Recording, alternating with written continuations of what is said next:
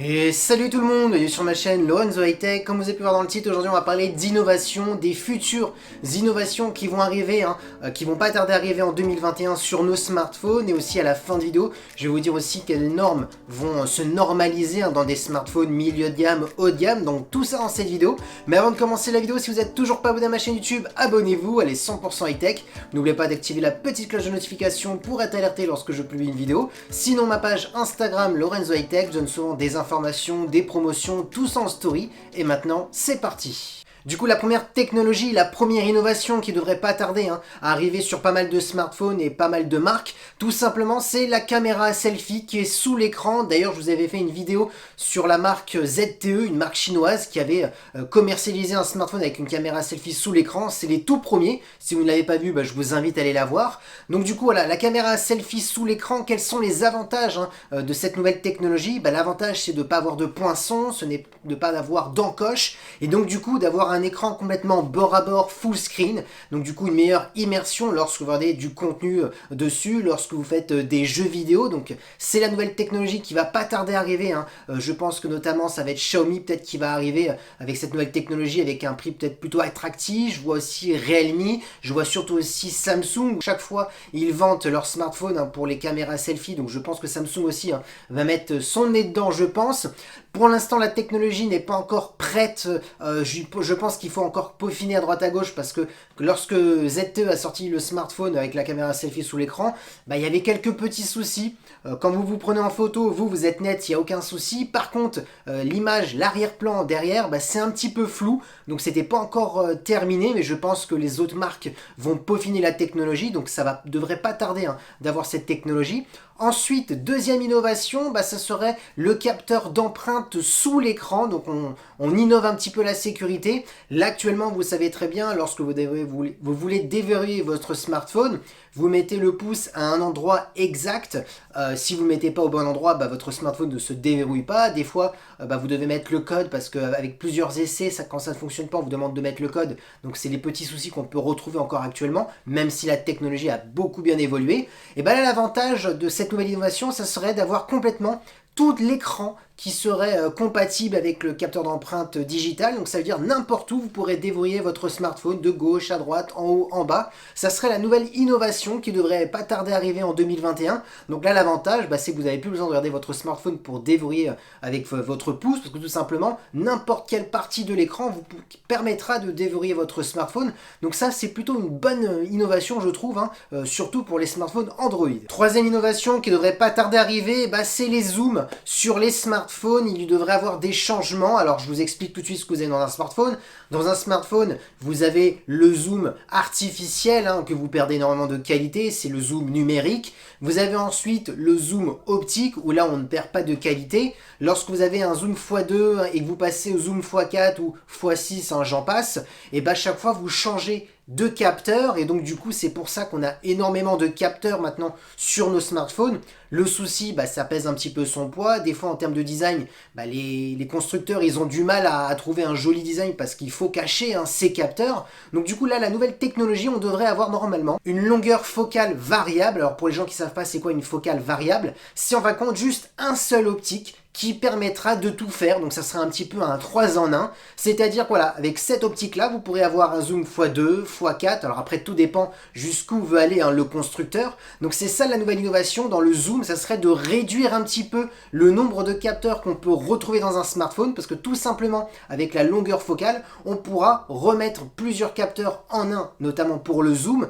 Donc du coup ça permettra d'avoir juste un capteur, pourquoi pas principal, et ensuite un capteur pour le zoom, et ouais, ça permettrait d'avoir juste deux capteurs, ou pourquoi pas aussi un capteur ultra grand angle, mais ça permettrait d'avoir moins de capteurs, parce que c'est vrai qu'au jour d'aujourd'hui on voit beaucoup de marques chinoises qui proposent 4, 5, 6, et il y a souvent des parodies sur internet pour dire pourquoi on n'en mettrait pas 10. Donc là la nouvelle technologie permettrait de réduire les capteurs, et donc du coup ça serait un gain en poids, ça serait aussi un gain en termes de design. Donc voilà le changement qu'on devrait avoir pour 2021. Quatrième innovation, je pense qu'on devrait voir milieu 2021, voire fin 2021, voir des smartphones peut-être qui se déroulent. Alors oui, là je parle plus de smartphones pliants ou pliables, ça je vous laisse choisir pour le mot. Tout simplement, on avait vu un concept alors qui fonctionnait chez Oppo, le Oppo qui se déroulait, donc ça changeait un petit peu des smartphones de Samsung qui étaient pliables. Pourquoi ça change? Tout simplement, l'avantage, c'est qu'il n'y a pas de pliure, vu qu'on est sur un mécanisme qui s'étend et qui se referme. Donc là, l'avantage, c'est d'avoir un grand écran sans pliure, donc parfait pour regarder des séries, des films dessus. Ensuite, bien entendu, je pense que Samsung va réagir, parce qu'il y a pas mal de rumeurs comme quoi Samsung aurait trouvé un nouveau film vert, on va dire, un nouveau film de verre qui permettrait de cacher ce trait qu'on a au milieu, la pliure. Donc ça serait aussi une autre innovation chez Samsung. Mais bon, là je pense plutôt que cette année 2021, on devrait avoir beaucoup de smartphones pliants, pliables, ou sinon bien entendu des smartphones qui s'étirent ou qui se déroulent un petit peu comme l'a fait Oppo dans leur concept, et qui fonctionnent vraiment, parce que c'est pas juste un concept en vidéo, il existe ce smartphone. Donc je pense que Oppo devrait être les premiers, à moins qu'une autre marque chinoise se lance avant Oppo. Donc je pense en tout cas qu'on devrait avoir ce style de smartphone sur cette année 2021. J'en ai fini avec les innovations. Maintenant parlons du standard du smartphone 2021 en milieu de gamme, haut de gamme. En entrée de gamme, je ne l'inclus pas, donc je ne parle pas d'entrée de gamme, je parle vraiment que du milieu de gamme, haut de gamme. Le standard qu'on devrait retrouver normalement en milieu de gamme, le LCD c'est terminé, ça sera vraiment consacré que pour l'entrée de gamme, et encore certaines marques proposent de l'AMOLED sur des entrées de gamme, donc on voit quand même que ça change le standard. Donc en milieu de gamme, on devrait retrouver normalement en 2021 que de l'AMOLED, donc là c'est bien, parce que du coup l'AMOLED par rapport à l'LCD c'est des noirs profonds, ça consomme beaucoup moins d'énergie, plus de couleurs, donc il n'y a rien de mieux, c'est bien au-dessus par rapport à l'LCD. Le standard aussi qui devrait, alors ce serait du Full HD+, donc ça on connaît depuis longtemps, mais on devrait peut-être au fur et à mesure passer peut-être au Quad HD+, donc certaines marques proposeront du Quad HD+, en milieu de gamme cette année, ce qui n'était presque pas envisageable en 2020, donc c'est ça le gain en plus. Et bien entendu, pour ma part, pratiquement toutes les marques vont passer au 90 Hz pour du milieu de gamme, ce qui n'était pas encore le cas. En 2020, on avait encore du 60 Hz, des fois 90. Là, je pense qu'en milieu de gamme, c'est sûr, on aura du 90 Hz. Ensuite, pour les hauts de gamme, c'est sûr, on aura sans aucun souci des smartphones à écran AMOLED, pas de LCD. Je pense pas que Xiaomi, pourquoi je parle de Xiaomi? Parce que Xiaomi, ils ont quand même osé l'année dernière à proposer le Xiaomi Mi 10T. Alors oui, un écran LCD de 144 Hz, mais quand même à plus de 500 €, un écran LCD, c'est quand même moyen. Là, je pense qu'en 2021, c'est impossible que Xiaomi refasse ce modèle pas trop cher, parce qu'ils ont mis juste un écran LCD et pas AMOLED. Je pense pas qu'ils refassent ceci, parce que sinon c'est une grosse bêtise. Moi pour ma part, en 2021, tous les smartphones haut de gamme auront un écran AMOLED, ça c'est sûr. Et pour ce qui est du taux de rafraîchissement, normalement on passerait sur du 120 Hz. Je pense que toutes les marques haut de gamme vont mettre du 120 Hz sur leur smartphone premium. Tout simplement, quand on voyait les rumeurs des nouveaux Samsung Galaxy S21, on voit qu'ils parlent du 120 Hz. Quand on voit le Xiaomi Mi 11 qui est sorti en Chine, on est sur du 120 Hz. Donc on voit bien que ça va devenir normal d'avoir un écran de 120 Hz en haut de gamme. Et bien entendu aussi, le cap qu'on va passer cette année en 2020, c'est que tous les hauts de gamme normalement devraient aussi passer à une résolution Quad HD+, donc bien meilleur par rapport au Full HD+. Pareil, le Samsung Galaxy 21, on parle de rumeurs de Quad HD+. Pareil, le Xiaomi Mi 11, on est sur du Quad HD+.